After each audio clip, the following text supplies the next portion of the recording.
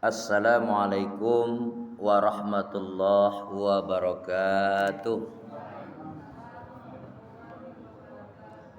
Mbak tahan-tahan jawab salam gua.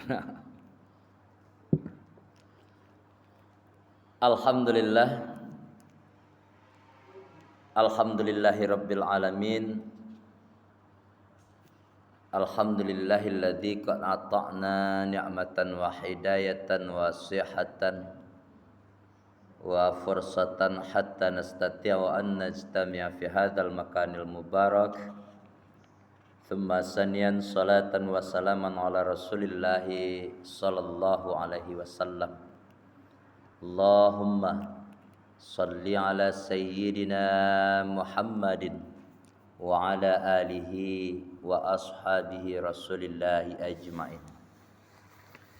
Faya ayyuhal hadirun wal hadirat jamaah ba'da isya rahimakumullah. Jamaah tarawih yang dirahmati Allah. Fasma'u qala Allah ta'ala fil Qur'anil Karim. Na'udzu billahi minasy syaithanir rajim. Bismillahirrahmanirrahim.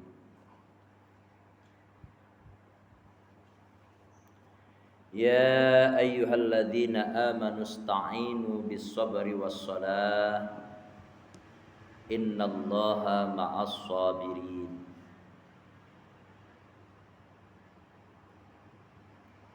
Qala Allah Ta'ala fil Qur'an fi suratil ukhra, fil ayatil ukhra, la yukallifullahu nafsan illa wus'aha laha ma kasabat wa 'alaiha maktasabat. Wa qala al-mahfuzat as-sabru yu'ainu ala kulli amalin wa man sabara zafira. Puji dan syukur kehadirat Allah Subhanahu wa taala. Salawat dan salam li baginda Nabi Muhammad Rasulullah sallallahu alaihi wasallam. Yang sama kita hormati Bapak pengurus musala, seperangkat kepengurusan lainnya beserta jajarannya, orang tua kita, para sesepuh kita, Bapak imam kita yang siap senantiasa mendampingi kita untuk mengimami selama bulan suci Ramadan. Kemudian anak-anak kami yang kami sayangi. Alhamdulillah di kesempatan hari ini Allah masih memberikan kesempatan untuk kita. Yang jelas nikmat iman, nikmat Islam, kesempatan, bahkan nikmat kesehatan. Iman ada, Islam ada, tapi wana sehat tuh. Jadi tiba kamu salah pun tak. Sehat ada, kesempatan ada, tapi ada percaya aja Tuhan. Tak ya jadi tipu di masalah. Semuanya tadi, iman, Islam, kesempatan, kesehatan itu terdapat ketika masih berstatuskan hayataka qabla mautika. Yo Pak. Nikmat-nikmat yang dititipkan oleh Allah kepada kita tadi itu nikmat hayyun. Punyanya Allah yang dititipkan kepada kita. Jadi kalau mau kita merentang kembali dalam kajian tubuh itu, dalam sifat 20 itu ada basar, ada sama, ada qadrat, ada iradah, semuanya dititipkan oleh Allah. Jadi kalau lain masih dalam keadaan standar kesehatan kita masih full, merenung kita lebih mendalam lagi, kita gak bakalan mau meninggalkan masalah. pasti mau selalu untuk menghidupkan qiyamul lail.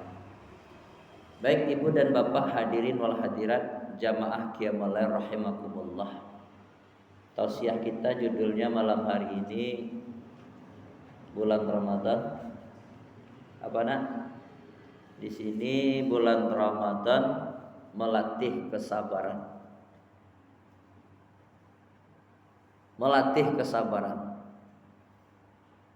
Jadi tidak salah para ulama kita dahulu mengatakan syahrul Ramadan yufarriqu ala thalatha. Nan dilatih dek Ramadan itu ibunda bukan sabar setidak. Ramadan itu dapat melatih sebuah kedisiplinan. Melatih mental seseorang, mental baja. Melatih jiwa untuk bisa beristiqomah. Melatih jiwa seseorang bisa menahan malu. Melatih jiwa seseorang untuk tidak serakah dan rakus.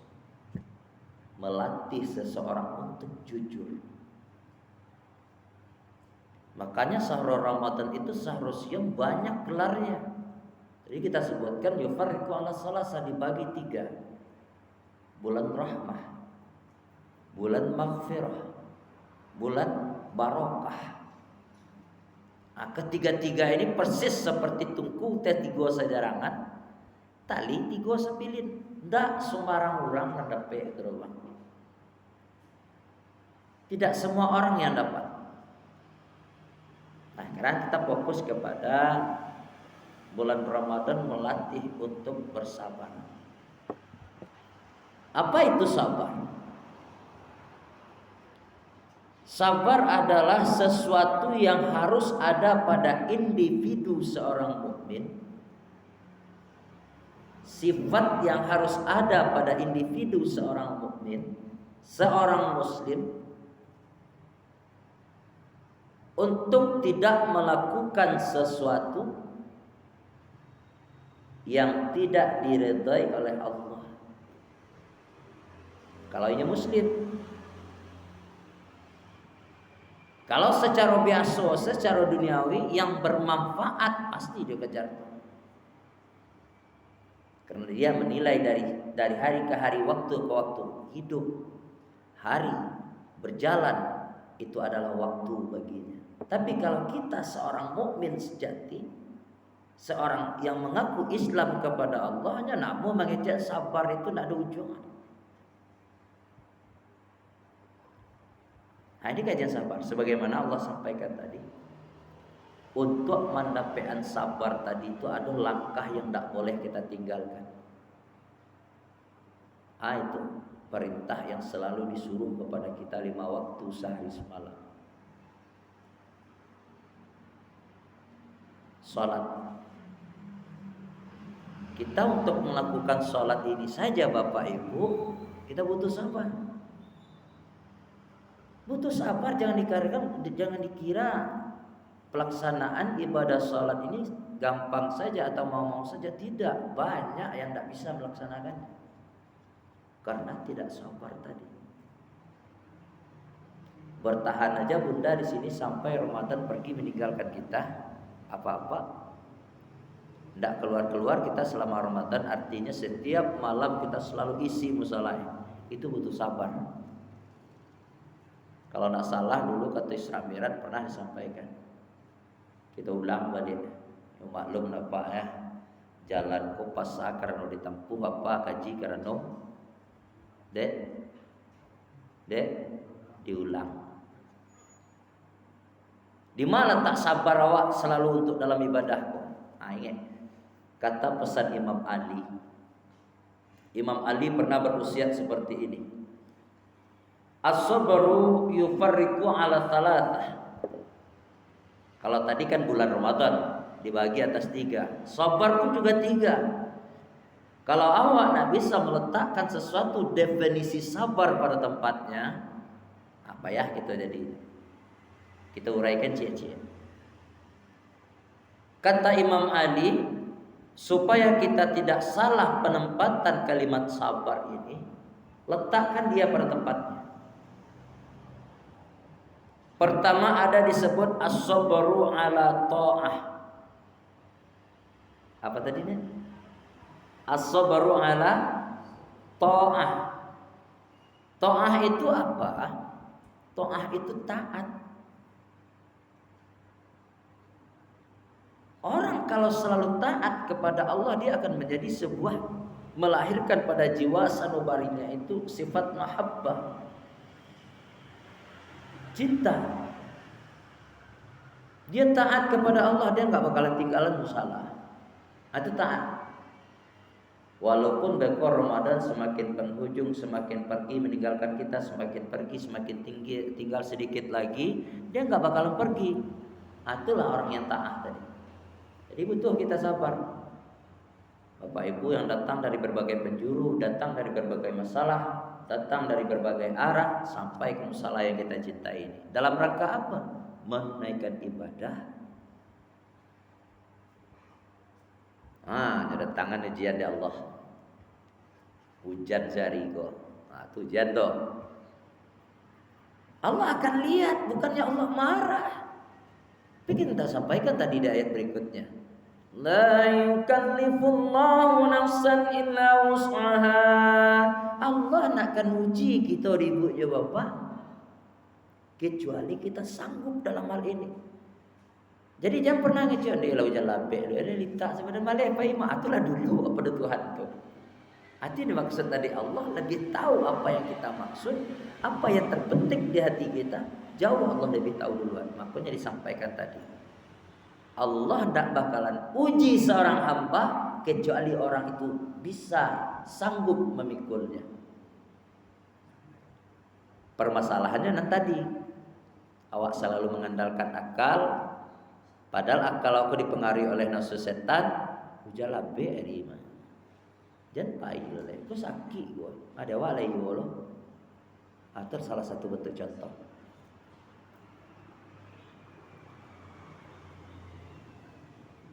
Bisa kita menghadang ujian seperti tadi, cobaan yang diberikan oleh Allah, sampai juga kita ke musalah. Itulah baru hamba Allah yang disebut dengan taat. Yang pertama, as-sabru ala ta'ah. Sabar di dalam taat beribadah. Itu bagian pertama. Bagian yang kedua, as-sabru ala maksiyah. Maksiat kita tahu kan, sama-sama tahu ya bunda ya. Kalau maksiat itu nak ada Allah nak redho. Jangan Allah redho lai orang sedak senang menceliaknya, itulah maksiat. Apalagi zaman sekarang kaum muslimin rahimakumullah, berbuat zalim, berbuat maksiat itu secara terang-terangan. Bohong terang-terangan, dusta terang-terangan, sumpah terang-terangan. Ini hati-hati kita. Sementara Islam mengajarkan melalui fahmunnya Imam Ali, Sayyidina Ali, hati-hati kita dengan maksiat. Kalau kita tahu hukumnya itu sudah jelas nyata-nyata tidak diredai oleh Allah, kita kerajuan yuk, kita zalim jadinya. Makanya kecil Nabi di suatu sisi, kalau ada nampak orang berbuat maksiat, jaleh dah awak tahu hukumnya. Tapi awak nak berani mengatakan itu, nak berani kita menegurnya, nak berani kita menasihatinya. Apa kata Nabi? Man ra'a minkum munkaran falyughayyiru biyadihi. Ada 3 cara untuk menasihati orang. Bunda kalau ada anak tinggal awak jangan anak, misalnya kau maaf contoh awak lah tua misalnya bang, tak bisa lah berkekuatan. Dari kecilan anak lah seolah-olah melawan segawak. Kau contoh, iya butuh kita sabar dalam hal ini. Sabar di sini serendah-rendahnya iman kita selaku orang tua. Dek karena ada kekuatan, tak ada karya daya upaya. Doa tadi itulah senjata kita. Ya Allah ya Tuhan, seperti ini anakku ya Allah, bukakan pintu hatinya Allah. Kita kadang-kadang kan dakwah lain lo di kampung-kampung kok didengar di nak tahu diun, dia baca cari di sana, tidak boleh. Itu yang tidak boleh. Tapi berusahalah kita, filterilah diri kita, saringlah diri kita di dalam bulan Ramadan ini. Salah satu hikmahnya melatih diri kita sabar. Salah satu sabarnya pada tadi. Jadi kembali kita ke poin, as-sabru ala maksiyah. Butuh rupanya kita ini sabar di dalam menahan diri ini untuk tidak bermaksiat. Terhadap yang zalim tadi bagaimana Pak Ustaz? Nabi jelaskan. Kalau kita melihat sebuah kezaliman, lajaleh nampak, mohon maaf ya, kau kan viral Pak, aku pun sampaikan. Wadah kabela-bela, mau nampak. Sekarang dekat-dekat hari kita akan mau zakat. Ya, peraturan kita kalau dapat zakat diarahkan sesuatu titik. Saya nggak sepakat. Kalau awak meruntuh kajian ilmu fikih, zakat itu ada 8. Disebut dengan hasnaf 8. Itu yang keluar viral gini, Bang. Jadi jalan tengah yang kita ambil, yang lebih diutamakan, yang lebih afdol kita berzakat fitrah itu ibunda orang yang terdekat. Contoh, kamu sama abang, aku beradik kakak kan duang kok. Contoh, kamu beradik kakak kan duang. Dari segi ekonomi, kok contoh, wah, dari segi ekonomi abang itu lebih kayu daripada aku. Kok makannya lebih daripada aku. Nyo pegawai negeri bisa memiliki sebuah kekuasaan. Kalau beliau mau berzakat fitrah, yang lebih tinggi fadilahnya kamu selaku adiknya. Itu naraja. Ya Bu, itu fikih yang ngajarkan. Dan kalau ia mau juga kita, pilihlah yang 8 tadi. Ke masjid jangan coba-coba berzakat. Kamu salah jangan coba-coba berzakat. Karena yatim jangan coba-coba berzakat. Apa kamu tua jangan coba-coba zakat. Ibu ke mertua nggak boleh zakat. Hati-hati. Tak bilang nasnaf 8. Terus bagaimana caranya Pak Ustaz? Nah, muncul pertanyaan. Pada kasus petang di mana mau kampung kalian Pak? Masjid yang anak mau Pak? Lurus sedikit. Ada pertanyaan. Ambo berniat ingin berzakat ke masjid tempatnya dalam membangun dan siap, tapi mau pitian doh gini. Ada solusinya. Ulama fuqaha kita mencarikan solusi seperti ini. Contoh, Pak Imam kita ini adalah amil zakat di masjid itu. Imam dia tetap di situ. Indahnya berstatuskan amil tidak apa-apa, tapi kita meyakinkan Pak Imam, ambo ada kabar zakat, wah, taniat dia mau berzakat. Tapi hatimu pengen untuk melanjutkan bangunan atau baca roh. Serahkan ke beliau, surah terima beliau, adukan ijab dan kabul. Syarat status sah zakat itu ijab dan kabul pun. Jadi kebanyakan ada gini orang berzakat ke masjidnya langsung saya ke masjid kayak sedekah saya. Tidak cocok. Jadi kalau bunda ingin juga berzakat melalui amil, nanti amil tadi itulah yang menyalurkan sebagai niat awak untuk melanjutkan pembangunan yang belum tuntas. Itu tentang zakat ya Bu. Jadi kalau ada isu dari lain 8 kamu ada sepakat lebih rancak yang kayak contoh tadi atau tetangga kita yang dekat. Masyiral muslimin rahimakumullah. Kalau kita perbiarkan itu yang disebut dengan maksiat yang tiada henti, yang tidak punya power kita dalam menahan hal ini. Yang dimaksud Nabi tadi itu siapa orang yang menampak sebuah maksiat, kezoliman, cubalah rubah yang pertama segilingan tangan, biadihi. Kalau lah sifatnya tinggi kata siapa biadihi wa, siapa tangan awak, ya menteri, siapa menteri kamu harus bijak dalam hal ini. Menteri agama pada dasarnya Al-Quran dan hadis, nggak bisa ditawar-tawar tentang zakat. Padih kaji, misalnya tidak padih untuk kaji memang seperti itu. Kalau kita mau berjalan sesuai garisnya, insya Allah kita akan diridhai Allah. Fa illam yastati, kata Nabi, apabila kita tidak sanggup, fa bilithani, dengan ucapan. Kayak contohnya, ambo selaku pentausiah malam hari cuma menyampaikan. Kan melalui corong mic, wah, ibu juga bapak jadi kece-kece nak ada pengaruhnya boleh. Ketika ambo di kepala studio Pak, pakai mic. Sumber yang tahu dintai yang mau dianam tuh di Padang Baru. Tapi main di balik layar. Inilah salah satu contoh bilisan, menyampaikan sesuatu yang fakta, yang ada kebenarannya. Kalau kayak bunda misalnya, awak nak bisa ke makam anak dong pengaruh. Serupa yang digambarkan tadi, ada orang tua dengan doa oleh Allah, ya Tuhan, bagaimana negeriku ini ya Allah, bagaimana dosa anakku ya Allah, bagaimana dapat lah hidayah, buka kalau pintu itu doa serendah-rendahnya iman. Jadi 3 tanggung jawab. Namun terakhir as-sabru ala musibah. Kata Imam Ali, sabar yang terakhir itu adalah sabar di dalam mendapatkan musibah. Seperti yang kita sampaikan tadi, semua yang ada di badan kita ini, mulai dari ujung rambut sampai ujung kaki, semuanya titipan Allah. Semuanya akan kembali kepada Allah. Kalau seandainya awak meminjam barang kepada orang, kan biasa seorang tu meminta balik nak. Jadi kalau ada kesayangan kita diambil oleh Allah, anak cucu awak, kesayangan kita, istri tercinta awak, bunda awak, pokoknya orang yang kita cintai, kalau dia sudah meninggal, Allah ajarkan dalam salah satu bahasa firman-Nya, kalau engkau beriman kepada Ambo, itulah kira-kira bahasanya, ucapkanlah qalu inna lillahi wa inna ilaihi raji'un. Ibu dan bapak hadirin yang dirahmati Allah, yang terakhir, kalau sabar dikatakan adalah bisa kita latih tepat di bulan Ramadan, betul. Bahkan Ramadan bukan pelatih untuk kesabaran saja, banyak yang lain. Sifat tawadu dilatih bulan sabar, di bulan Ramadan. Sifat penakut terlatih pada bulan Ramadan. Kedisiplinan terlatih pada bulan Ramadan. Ibu bapak kalau tidak disiplin selama siang hari di bulan puasa, rugi ya Pak. Itu yang dibaca anak awak tadi.